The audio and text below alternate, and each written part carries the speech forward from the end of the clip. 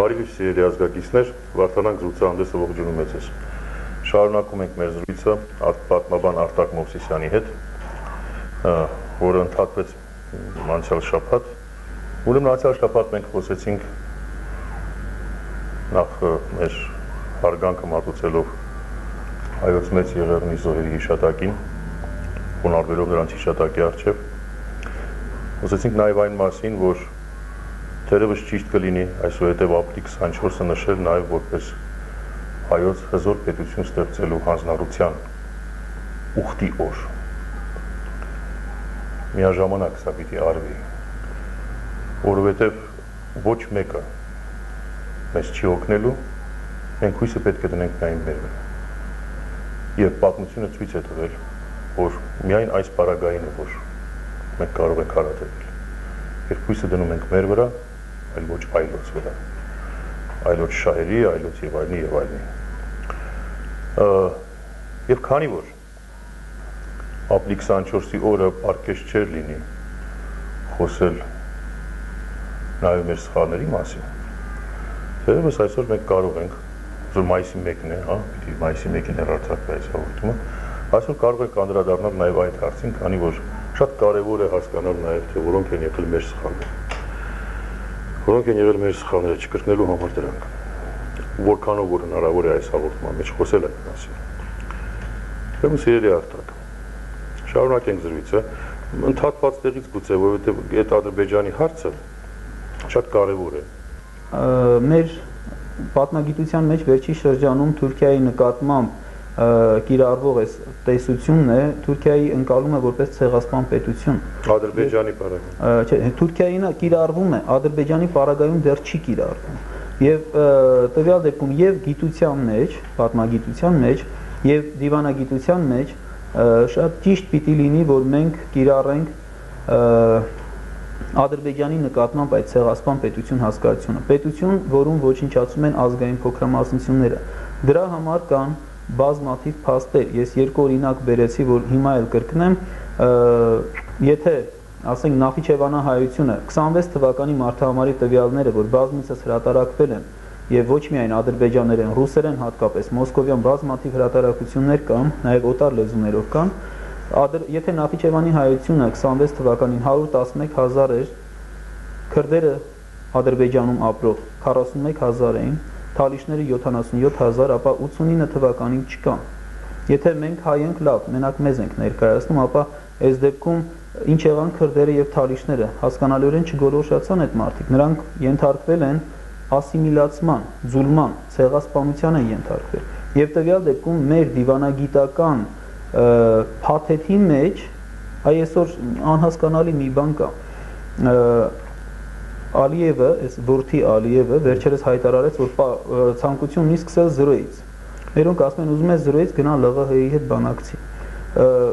Չեմ ուզում քննադատել մեր դիվանագիտական, այսպես կորպուսի ներկայացուցիչներին, գուցե նրանք ունեն ինչ-ինչ ինֆորմացիա, որ մեզ հասու չի, բայց կարծում եմ, որ այս վերջի մեր տարիների ջանքերը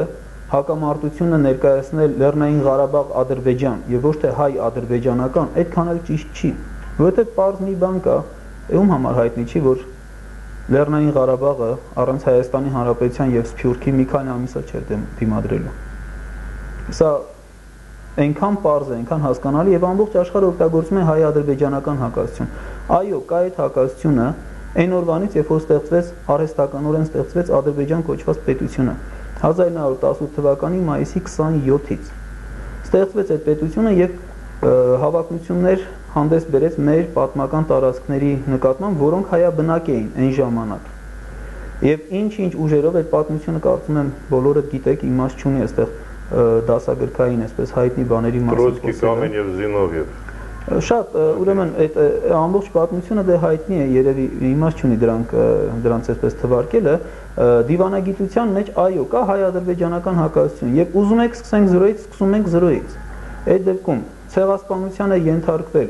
այս ազգային փոքրամասնությունները, հայկական դիվանագիտությունը իր փաթեթի մեջ ներկայացնում է Նախիջևանի խնդիրը, ներկայացնում է մյուս ազգային փոքրամասնությունների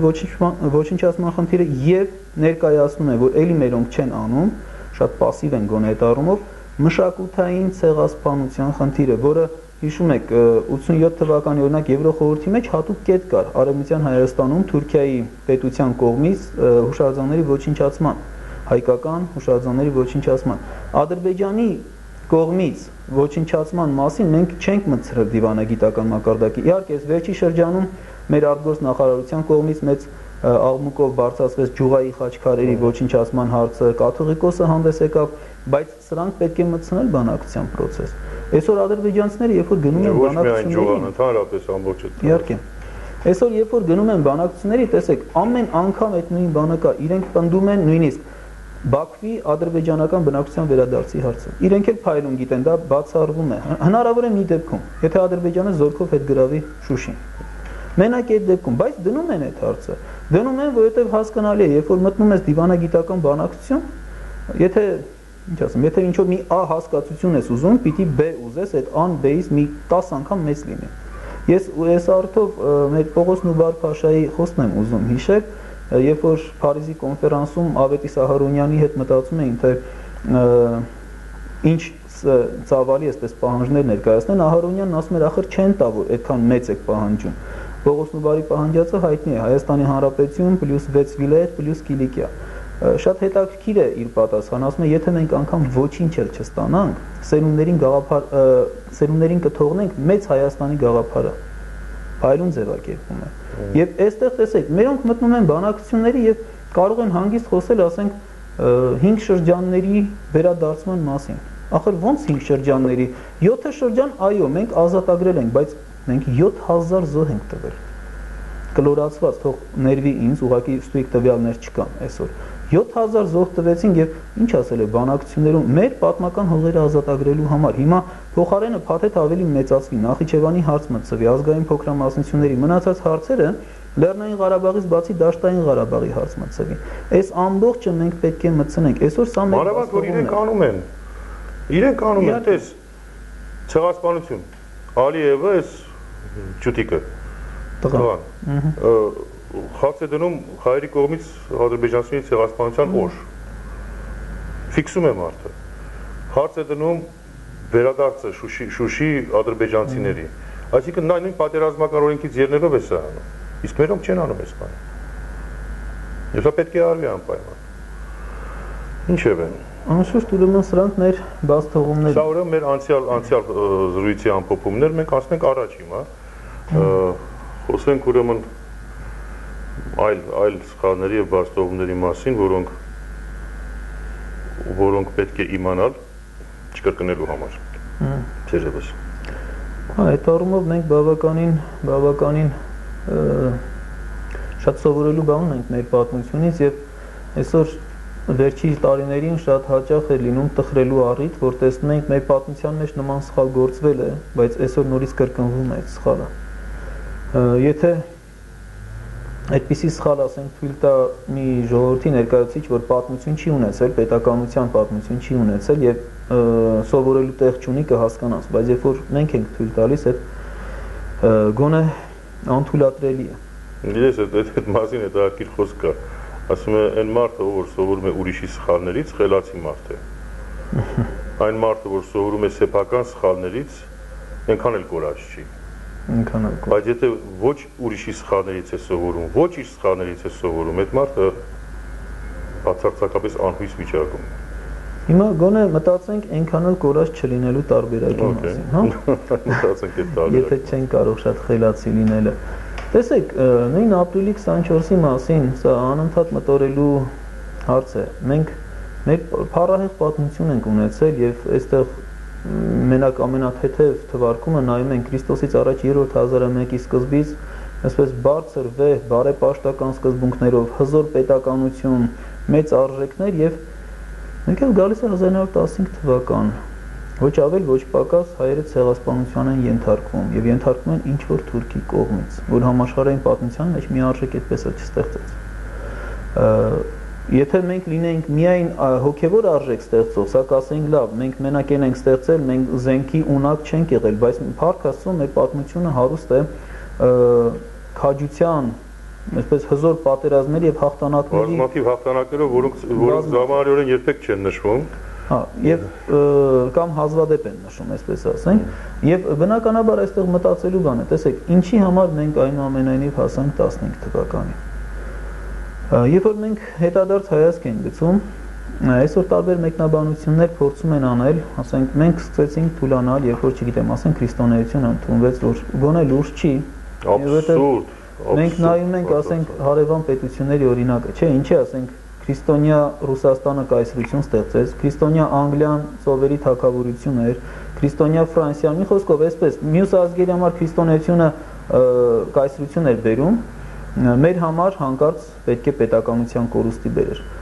Շատ լավ օրինակ կա Բյուզանդիայի օրինակը։ Ուրեմն բյուզանդական բանակում կարող էին վարձկան դառնալ ամեն ազգի ներկայացուցիչներ։ Ցանկացած մի պայման կար մենակ պիտի նա քրիստոնեություն ընդուներ։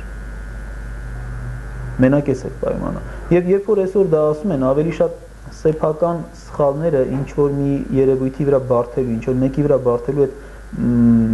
մոտեցումն է զգացվում։ Չէ, դե ուրիշ հարց էլ կա, արտակ շատ արագ ասեմ, սա նայր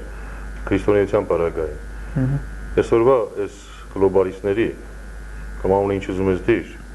այդ համաշխարհային կառավարություն ստեղծել ձգտողների եւ կարծես թե ճանապարհին են արդեն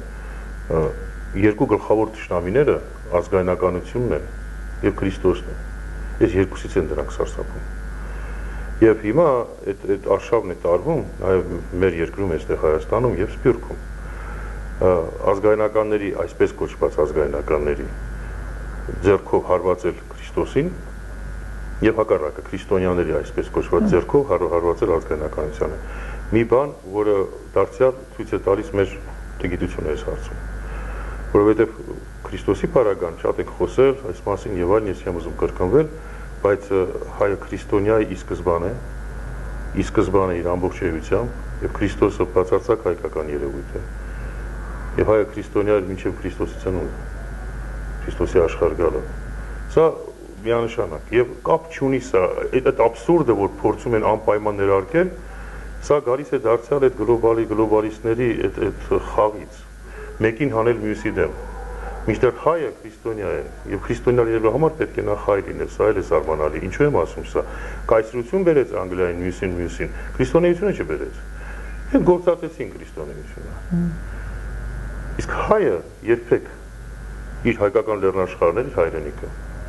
երբեք չփորձեց կայսրություն դառնալ այդ իմաստով, այսինքն ուրիշ երկրներ բերել կցել իրեն։ Խնդիրը սրանում է, որ քրիստոնեությունը չէ, որ քանդեց պետությունը, որովհետև քրիստոնեությունը պետություն քանդելու հատկանիշ չունի։ Հիմա ոչ թե ստեղծեց կայսրություն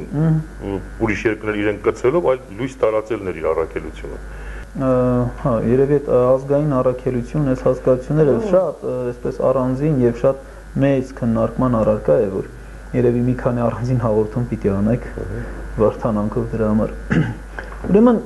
տեսեք, անշուշտ այստեղ պետք է մտածենք, լավ, որտեղից սկսվեց մեր անկումները։ Երբ որ մենք նայում ենք պատմության մեջ, տեսնում ենք բոլոր թշնամի օտար պետությունները հատուկ մի գիծ են, գոնե սկսած ասենք 4-5-րդ դարերից, ոչնչացնել մեր երկրում տերերի խավը, ազնվականությունը։ Նույնը Բյուզանդիայում կանի Հուստինիանոսը, նույնը Պարսկաստանը կանի, նույնը, չգիտեմ, հետո կգան արաբները 705 թվին Նախճեվանում խրոմ կվառեն մեր ազնվականներին, հետո կգա եւ այդ նախարարական տների ազնվականության ոչնչացումը իր բարձրակետին կհասնի մոնղոլական արշավանքների ժամանակ։ Սա իմ դիտարկումը չի շատ ավելի վաղուց եւ հատկապես Նիկողայոս Ադոնցի շատ մանրամասն հայտնի է ամենալավ ուսումնասիրած նախարարական տները ամենաշատ ուսումնասիրած մեր հիանալի պատմաբանի։ Եվ դրանից հետո մենք տեսնում ենք, որ իսկապես անկման հետևից եկավ։ Այսինքն, երբ որ չկա երկրի տերերի խավը, իրեն այդ երկրի տերը գիտակցող մարդկանց, ծառան բոլորի համար էլ ծառա է։ Վերջին հաշվով Մոնղոլի համար էլ ծառա կներ, Թուրքիի համար էլ, Պարսիկի համար էլ։ Այստեղ շատ կարևոր էր։ Տեսեք, անկումը եղավ եւ իրենք ոչնչացրեցին։ Բայց հետո գալիս է մի շրջան, երբ որ մենք սկսում ենք գիտակցել եւ մեր պատմությամբ վերադաստիարակվելով մենք հասկանում ենք, որ մենք հայ ենք եւ պետք է տեր կանգնենք մեր երկրին։ Եվ այստեղ հայոց պետականություն, երբ որ ստեղծվում է այսօր, առաջնահերթ խնդիրներից մեկը, եթե ոչ առաջնահերթը, պետք է լիներ երկրի տերերի ոգով դաստիարակվող սերունդը։ Սերնդի դաստիարակությունը առաջնահերթ խնդիր պիտի լիներ։ Այսօր մենք այդ քիչ առաջ ասված այդ գլոբալիստներ եւ այլն մենք տեսնում ենք մի քանի օր առաջ էլ ես հատուկ որ Հայաստանի առաջի հեռուստատեսությամբ ելույթ ունեցա եւ դա հեռարձակվում էր Սփյուռքում հատուկ նաեւ նշեցի որ այսօր կրթական ինչ որ համակարգ են բերել մտցրել նախագիծ որի հետևում արդեն նշում են թե ինչքան փող է կանգնած եւ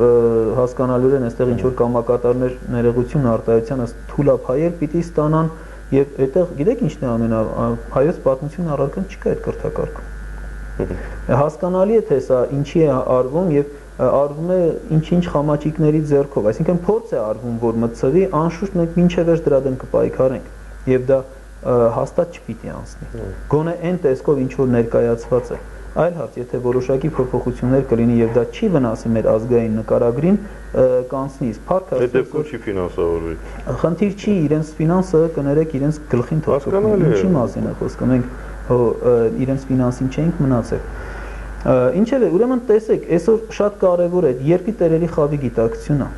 եւ երբ որ այդ երկրի տերերը ասենք դա նաեւ հայ ապագա հայ քաղաքագետն է մենք այսօր քաղաքագիտական միտք ըստ էության չունենք նաեւ 15 թվին տեսեք սա չեմ ասում որևէ ասեմ որ ես կուսակցական չեմ եւ որևէ կուսակցության նկատմամբ կանխակալ վերաբերմունք չունեմ 15 թվականին հայտնի է որ 14 թվականին կներեք 14 թվականին հայ իրականության ամենաազդեցիկ ուժը հայ հեղափոխական դաշնակցությունն էր երբ որ անում էր իր համագումարը պատերազմի նախօրյակին այնտեղ ընդունվեց մի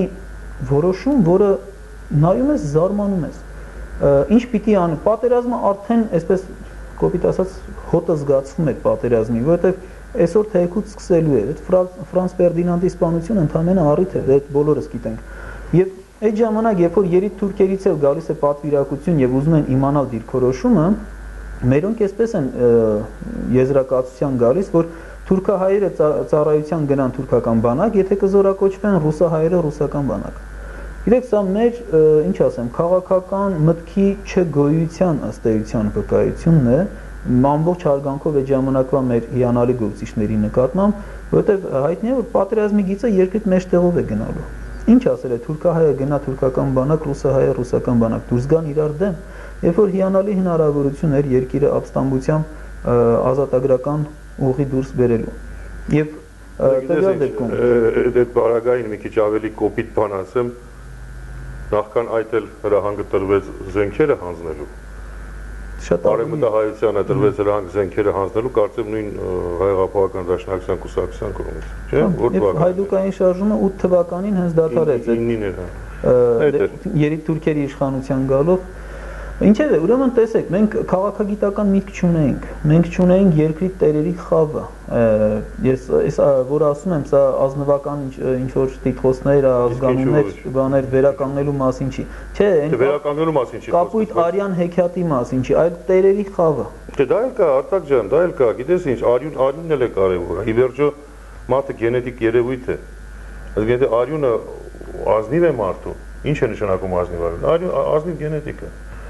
Լավ ասենք, լավ պահպանված հայ էսպես ասենք։ Չէ, Փառք Աստծո դա մեր գեները անընդհատ Գոնե ոչ խառնածին, գոնե ոչ կամ էսպես դնենք, ոչ լյումպեն։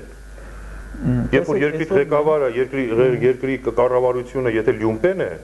այսինքն լյումպեն պրոլետար այսպես ասած կամ ծառա է իր էությամբ, պիտի ծառայի որևէ մեկին ասած այդպես։ Կամ եթե նա չի հասկանում ինչ է գիտությունը, չի հասկանում ինչ է արվեստը, չի հասկանում ինչ է մշակույթը միայն գիտի թե ինչ է չարչիությունը եւ այլն, արդյունքը դա պիտի լինի։ Այսինքն պիտի լինի գիտակից խավ,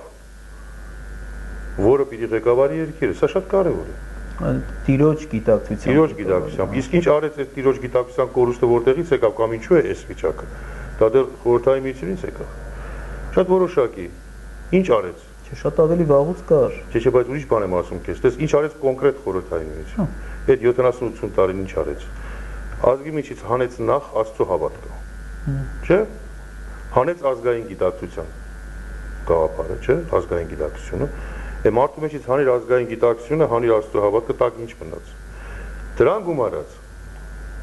որ նույնքան սարսափելի է։ Այն գաղափարը, որ սա իմ երկիրը չի։ Սա իմ երկիրը չի։ Ախպեր ջան, այս պետությանը ես հակադրված եմ, որովհետև իմ պետությունը չի։ Չէ, ռուսինն է, ջիհուդինն է, ումա, չգիտեմ, բայց իմ պետությունը չի։ Էս էլ իմ երկիրը չի, ինչքան կարող ես գողացիր, փախցրու։ Չէ, բանվորից սկսած մինչև տնօրենը, մինչև մյուսը բոլորը գողանալով էին զբաղված, կլպելով, տանելով։ Այս կոպիտ օրինակը ասում են եւ շատ տեղին է, մուտքը մտնում ես շենքի կեղտոտ է, մտնում ես բնակարանը մաքուր է։ Որովհետև իմ մուտքը չի։ Ինչ որ իմ տնից դուրս է, իմը չի այս երկրում։ Եվ հիմա երբ որ խոսում են մեր քաղաքական այրերը, ոչ մեկը չի ասում մեր երկիրը, ասում են այս երկիրը, սա ամերիկացիներից են սովորել։ Այս երկիրը, this country, you know։ Չկան լավ զարգանում ենք, տեսնում ես։ Այս երկրի տերը լինելու գաղափարը չկա նաև հիմա, որովհետև սա էլ ի վերջո շարունակությունն է։ Տխուր շարունակություն։ Տխուր շարունակություն։ Հիմա խնդիրը երկրի տերը լինելու գաղափարն է, որ պիտի դասիրակվի սերնդի մեջ, եւ ոչ այդ ծրագրերով։ Որովհետև մենք խոսում ենք պատմական սխալների մասին։ Մենք այսօր թույլ ենք տալիս բաներ, որ պատմության մեջ թերևս չի եղել, բայց այսօր մենք անում ենք դիտակցելով հանդերձ, որ մենք սրիկայություն ենք անում։ Ինչի համար՝ մի քանի դոլարի կամ մի քանի եվրոյի։ Ես կուզեի մեր հաղորդման մեջ այդ մեր պատմության սխալների մասին, քանի որ այսօր մայիսի 1-ն է, մենք մի քանի օրից էլ մայիսյան հերոսամարտերի մասին ենք խոսելու, Ավարայրի ճակատամարտ, Սարդարապատի ճակատամարտ, Բաշապարան, Ղարաքիլիսա։ Գիտեք, առաջին հայացքից թվում է, թե դե մենք փառահեղ հաղթանակներ տարանք Ավարայրում եւ Սարդարապատում, ուրեմն ամեն ինչ ճիշտ էր եղել։ Բայց մեզանում տեսեք մյուս ծայրահեղությունը կա։ Նախ ո՞րն է պատճառը, որ մենք գնացինք այդ գոյամարտի, այսինքն կռիվ, որտեղ վտանգվել է քո ժողովրդի գոյությունը։ Տեսեք, այ մենք հետ գնանք 451 թվական, հա, 50-51 թվականի ապստամբությունը եւ տեսնենք, լավ, ո՞րն է պատճառը։ 428 թվին մենք պետություն ունենք։ Ինչ պատահեց, որ 22 տարի հետո կամ 23 տարի հետո մեկ էլ հանկարծ ժողովուրդը կանգնեց գոյության վտանգի, վերացման վտանգի առաջ եւ գոյամարտ տվեց։ Եվ մյուս պահը ինչ սխալներ մենք գործեցինք եւ արդյոք այդ սխալները մենք այսօր չենք գործում։ Արդյոք խրատվել ենք, որովհետեւ ես նորից եմ ասում, ոչ մի, ինչ ասեմ, լումա չարժի, ոչ մի գրոշ չարժի պատմություն ունենալը, եթե այդ պատմությունից դաս չես քաղում։ Տեսեք, շատ այսպես համառոտ, հա, մի հատ sense պատմական էքսկուրս անենք։ 428 թվական հայ նախարարների մի խումբ որոշեց, որ Արտաշիրը կամ Արտաշես վերջինը Արշակունյաց թագավոր վատն է, ցածր անձնական հատկանիշների տեր, թագավորությունը օգտագործում է ավելի շատ իր անձնական հաճույքների համար։ Գնացին դիմեցին Պարսից արքունիկ, ասեցին վերացրում է թագավորությունը, մեզ մի պարսիկ մարզպան նշանակի, էդ էլ մեզ հերիք է։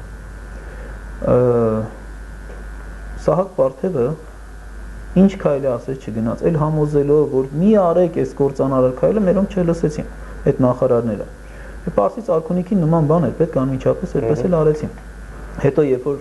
կմահանա Սահակ Պարթևը, արդեն մի քանի տարի հետո իրանք կհասկանան, թե ինչ էր ասում Սահակ Պարթևը, բայց տարիներ հետո միայն։ Հիմա նայեք, մեր իշխանների մի խումբ գնում է եւ սեփական պետականությունը վերացնելու քայլ է անում։ Ինչ է թե դժգոհեր կոնկրետ այսինչ թագավորից։ Դիմում է Եվրոխորհրդին կամ դիմում է Հիմա նայեք, չէ, Ստրասբուրգյան դատարան։ Ես հիմա շատ ավելի բանը իրականը ասեմ։ Եվրոխորհուրդ չդիմեցին, Ստրասբուրգ չդիմեցին, բայց 90-ական թվականներին ինքն էլ Հայաստանում էր ապրում եւ շատ լավ գիտես, ստորագրահավաք անցկացվեց կոմունիստների կողմից եւ մի խումբ կար նախաձեռնող խումբ, այսպես ասած, որ նորից միանանք Ռուսաստանին։ Հանրաքվե էին ուզում, չէ, եւ իրենց ասելով մոտ 1 միլիոն ստորագրություն հավաքեցին։ Եթե համարենք, որ լավ, դրա մի 30%-ը սուտ էր, կեղծ էր, մի 700,000 ստորագրություն։ Այս այն դեպքում, երբ որ երկրում բնակչությունը 3 միլիոնից չի անցնում։ Հիմա տեսեք, նույն բանը մենք կրկնում ենք։ Հայ մարդիկ նոր անկախություն ստացած երկիր է, նախընտրում են գնալ օտար կառավարիչ բերել իրենց երկրի համար։ Ես ինքս սա ասում եմ, այդ նախորդ հաղորդման մեջ ասեցի Լևոն Տեր-Պետրոսյանին եւ այդ մասին փաստաթղթեր են հրատարակվել։ Օտար պետության գործակալ էր, բայց պետությունը Հայաստան պետություն էր։ Նա անարժան էր եւ նա պիտի մի օր հրաժարական տար կամ հեռացվեր եւ նա դեռ պիտի պատասխան տա իր առաջ չարիքների համար։ Բայց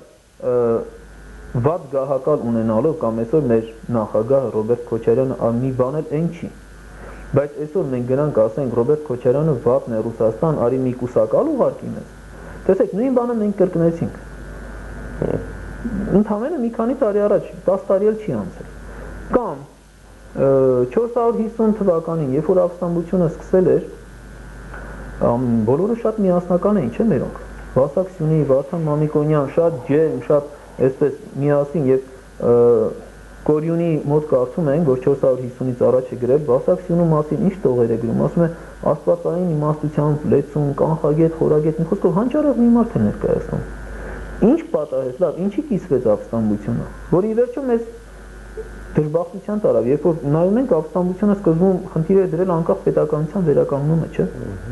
Հիմա տեսեք, հաշվարկը ոնց արեցին մերոնք։ Ծրագիրը այսպեսին էր. Հայաստան-Վրաստան աղվանքները միասին էին, Բյուզանդիան պետք է արևմուտքից օգներ, հոները կասպատակ էին հյուսիսից։ Եվ հիմնական այսպես հաշվարկը դրված էր Բյուզանդիայի վրա։ Մեր կարևոր սխալներից մեկը ճակատագրական խնդիրներ, երբ որ գնում ես լուծելու, հիմնական հաշվարկը պիտի անես քո ուժերի վրա։ Դա նաև մարդու անձնական կյանքում է։ Տեսեք, արդյոք խրատվել են դրանից։ Նայեք, 1918 թվական, 17 թվական։ Մենակ Անտանտի բանակներում 14 թվականին զորակոչվել էր 250,000 հայ։ Ամենահզորն էր Հայաստանը իր զորքով այն ժամանակ։ Հայկական տաժը այսպես։ Տաժը, հա, բայց հայկական բանակ որպես այդպեսին չկար։ Հիմա նայեք, երբ որ 1917 թվականին տեղի ունեցավ բոլշևիկների կողմից այդ հոկտեմբերյան հեղափոխությունը կամ նոյեմբերյան, ոնց ասում են, իրենք սկսեցին զորքերը հետ քաշել։ Եվ երբ որ ռուսական զորքը հետ քաշվեց, մեր ռազմաճակատում մի 10,000 զորք էր մնացել հայ։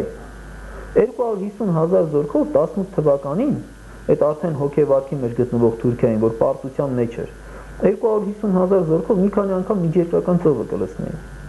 Այն դեպքում, երբ որ մենք նայում ենք, փաստորեն մենք կանգնեցինք փաստի առաջ, որովհետև մեր հույսը դրված է Ռուսաստանի վրա։ Ռուսները եկել էին, հա, ազատագրել էին Արևմտյան Հայաստանից գալի մասը, գեներալ Ավերյանովը նշանակվել էր կոմիսար, Հակոբ Զավրյանը տեղակալն էր, 387,000 հետ էին տարել, կարծես թե նորմալ էր, բայց Ռուսաստանի վրա էր ամբողջ հույսը։ Հիմա, այս էլ պատմություն չի,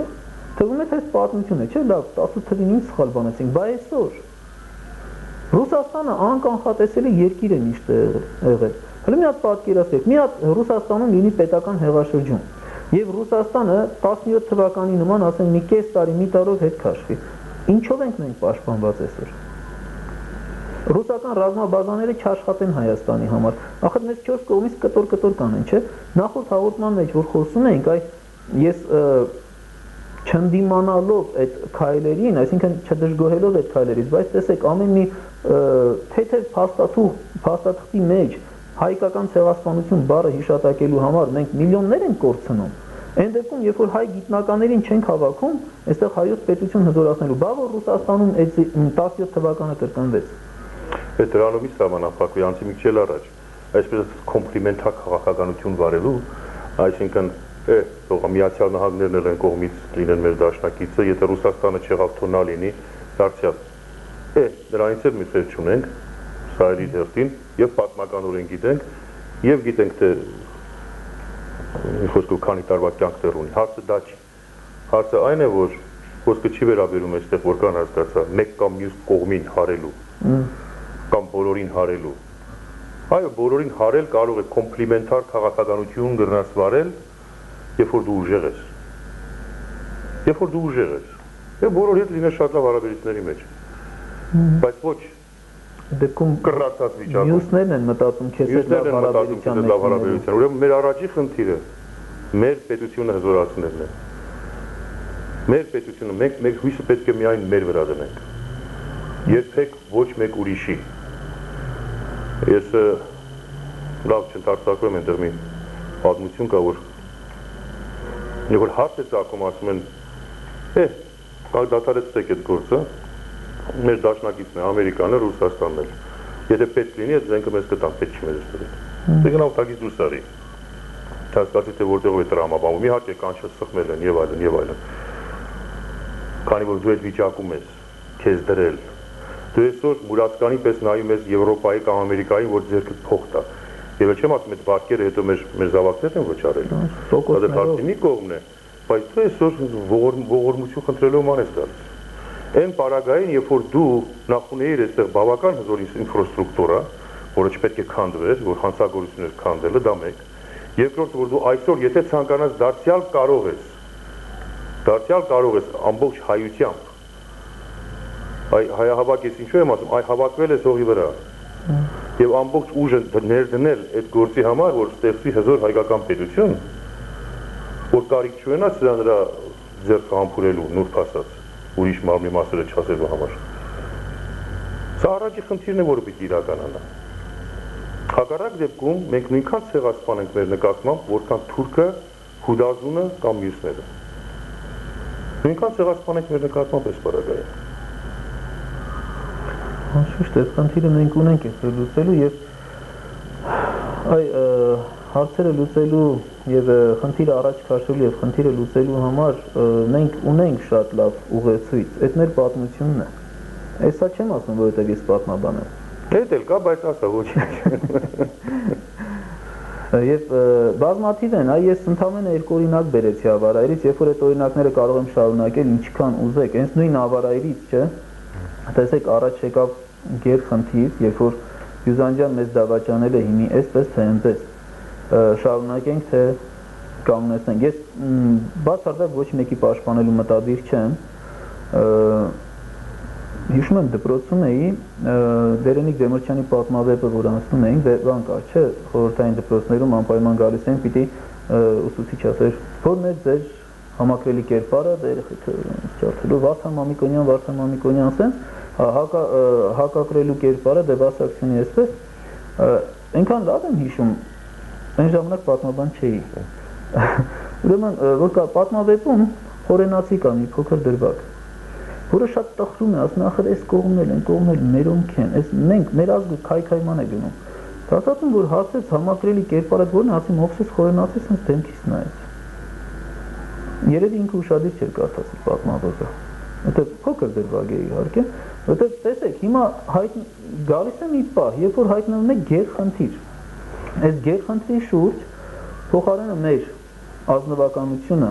երկրի տերերը, քաղաքական էլիտան, հա, ոնց որ է նստեն եւ կոնսենսուսային լուծման գան, հայտնվում են բարիկադի երկու կողմերում։ Ինչ պատճառներով դա չքննարկենք։ Տեսեք, դրանից հետո գալիս է sense 650-ական թվականներ։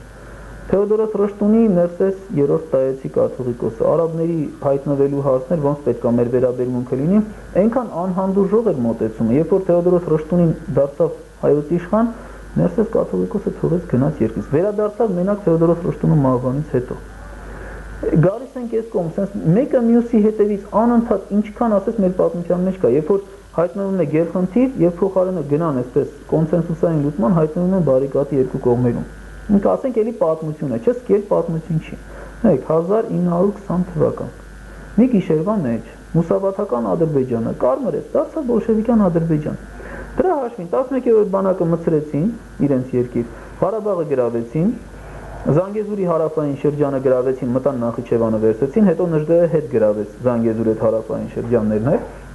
Ես ի վերջո հասան ինչի, որ խորհրդային պետության մեջ Ղարաբաղ եւ Նախիջևան ունեցան։ Անարդար էր, ինչ է, իրենք հասան, չէ՞ դրան, մի հատ չեզոք դիրքից նայեք, իրենք իրենց խնդիրը լուծեցին։ Հիմա եւ կարողացան ինչի շնորհիվ լուծել։ Մի գիշերվա մեջ իրենք փոխեցին, հա, գլխարկները փոխեցին, թե ուսադիները փոխեցին, այդ իրենց խնդիրն է, բայց նայում ենք նույն ժամանակ մեր իրականության մեջ կան հայ բոլշևիկներ են, որոնք շատ բարձր աստիճանի, Լենինի ամենամոտ կանգնած Շաումյան, Միասնիկյան, չգիտեմ, շատ նշանավոր դեմքեր։ Եվ հայ բոլշևիկների վերաբերմունքը էլի կա հայկական պետություն։ Երբ որ գալիս է եւ այդ ժամանակ բանակցություններ պիտի լինեն 20 թվականներ, էլի նույն իրավիճակն է, փոխարեն ընդհանուր կոնսենսուսային լուծման գնալը, ասենք ունենք Գևորգ Աթարբեկյան, բոլշևիկ։ Տականք սրիկա շանվորդեր, ինչ է ասում, այդ հայտնի բանը կա, չէ, ասում է հանուն համաշխարհային հեղափոխության 10 միլիոն կոտորել ենք, պետք լինի 10 միլիոն էլ կոտորելու ենք, եթե պետք լինի, հայ ժողովրդին էլ հետ ենք զոհաբերելու։ Հիմա հետաքրքրվել եմ ծագումով հայ է։ Չէ, որովհետև այդպես ժամանակ մտածում ես, սա հայ է։ Տատիկի մառանում մեկը պահված։ Այ չգիտեմ, այդ տատիկների պատմությունը չէի կարող ուղղակի, բայց բանը Մոսկվայի համալսարանում կարծեմ իրավաբանական կրթություն էր ստացել, բարձրագույն կրթություն ունեցող։ Այսպիսի բաներ ունենք, մենք այսօր էլ նույն վիճակն է։ Այսօր մենք ունենք շատ խնդիրներ, թշնամիներով շրջապատված ենք։ Մարդկանց թվում է, թե որ ռուսական բազաները Հայաստանում են, դա չգիտեմ ինչ մի ապահովություն է եւ ավելի շատ փոխարենը ազգային խնդիրներ լուծելու ուղղությամբ, տեսեք 88 թվականից արդեն 16 տարի անցել է։ 88 թվականի համեմատ 16 տարվա մեջ մենք մենակ հետընթաց ենք ապրել։ Իսկ 88 թվի ոգով մի մեծ հսկա բարեպաշտ աշխարհակալություն կարելի էր ստեղծել, ոչ թե հզոր պետություն, ոչ միայն հզոր պետություն։ Այնպես որ մենք նայում ենք այս պատմության մեջ անընդհատ կրկնվող մենք սխալներ ունենք, անընդհատ։ Ես նույնիսկ մտածում էի եւ այստեղ մեր հերոստատեսություններից որևէ մեկին առաջարկել գուցե այսպիսի մի հաղորդաշար բացել Հայաստանի Հանրապետությունում եւ ցանկալի կնիվոց Սփյուռքում էլ հեռարձակվի մեր պատմության սխալները գնել բաղնջական շրջանից ինչքան որ գիտենք եւ վերլուծելով գալ ոչ թե 21-րդ դարում նստած մարդը ինչ որ sense բանով մեծամտության որ այս ինչը սխալ արեցին, այս ինչը sense պիտի անեն, չէ, եղբայր, ինչ արեցին սխալ, ինչ կարող էին անել, ինչ հնարավորություններ կորցրեցին եւ անպայման նաեւ այսօրվան մենք ինչ ենք անում, ինչ ենք կորցնում։ Գիտես ինչ, մի բան ասեմ քեզ ասածից վրա, պարադոքս է այս մեր ազգը։ Պարադոքս է, չես հասկանում։ Է միևնույն ժամանակ այս բոլորով հանդերձ գիտես երևի եզակի ազգի աշխարհում որ անմիաբան է ասում ենք եւ այլն, չէ՞, բայց ոչ մի քաղաքացիական պատերազմ չի ունեցել։ Դե գնա տակից դուրս արի Արտակ ջան, ո՞նց։ Նախնիների ոգին ա մեզ տողում։ Դες ո՞նց։ Մեծ միակ քաղաքացիական պատերազմ չի ունեցել։ Դա փաստ է։ Այս իբր անմիաբան ազգը, գիտես սա մտածելու բան է, երևի։ Մենք անմիաբանության մեջ էլ ամփույթ ենք, էլի գտնում։ Ես եմ բանը գար, անցնեք մի փոքր կատակի թեթևանակ 5 րոպե դեռ ունենք, չէ՞։ Այն Վանոն կար Սիրադեղյան։ Չգիտեմ ինչ էր, բայց մի հանճարեղ խոսք էր ասում էր մեր ուժը մեր բառադիության մեջ։ Գիտես մեջ երբի ճշմարտություն կա, իհարկե դա կատակ է, բայց անկանխատեսելիության մեջ է, որ դու կանխատեսելի չէ մեր ազգը։ Եվ ես, գիտես, այդ սխալների մասին խոսելուց շատ կարևոր է ամեն ինչ ճիշտ տեղը դնել, որպեսզի տպավորությունը սխալ չստացվի։ Օրինակ, մենք խոսում ենք Վարդանանց մասին, չէ՞։ Բարի։ Ասում ենք բարոյական հաղթանակ էր։ Հայերն մենակ բարոյական հաղթանակով են ուրախանում, չէ՞, այդպես են ասում։ Ներկայացնում են բարոյական։ Ես բարոյական հաղթանակ ես արգեփ եմ հասկանում։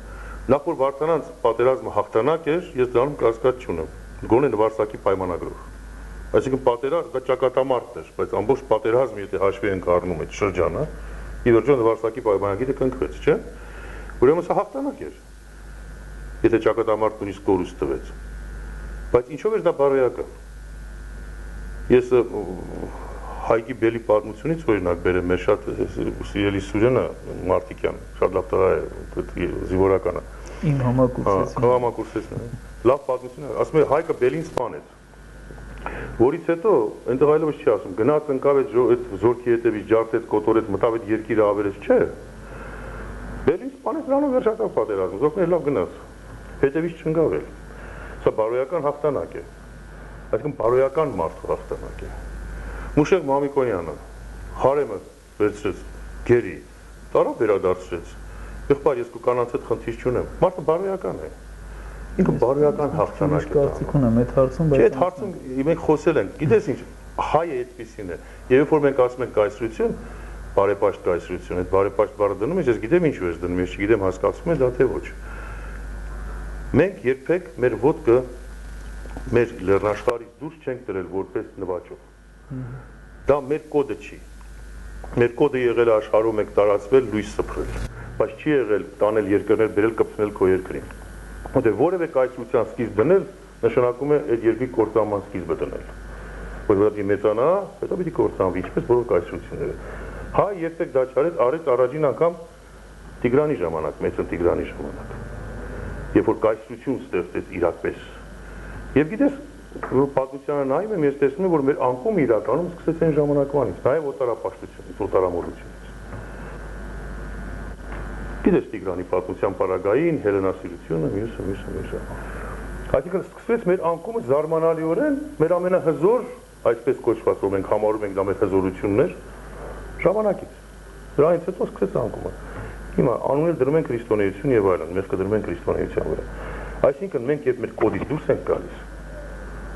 մեր առաքելությունից դուրս ենք գալիս, մեր գլխին փորձանք պիտի գա։ Մենք պիտի պահենք մեր առաքելությունը, հայկականությունը, հայ պետություն, ազգային պետություն, հզոր պետություն, ոչ կայսրություն։ Մեր հողերը, մեր երկիրը ոչ թե ուրիշինը գրավենք եւ նստենք վրա։ Եվ այնքան ժամանակ որ մենք այսպես մենք դրա համար հարատևում ենք, գիտես։ Աստված չանի մենք կայսրություն։ 2 րոպե ժամանակ մնաց։ Իսկ հզոր պետություն պիտի ստեղծվի, իսկ դա նշանակում է դեռ մենք այնքան գործ ունենք արել։ Դեռ էս 29,000-ը պիտի կայանա որպես հզոր պետություն։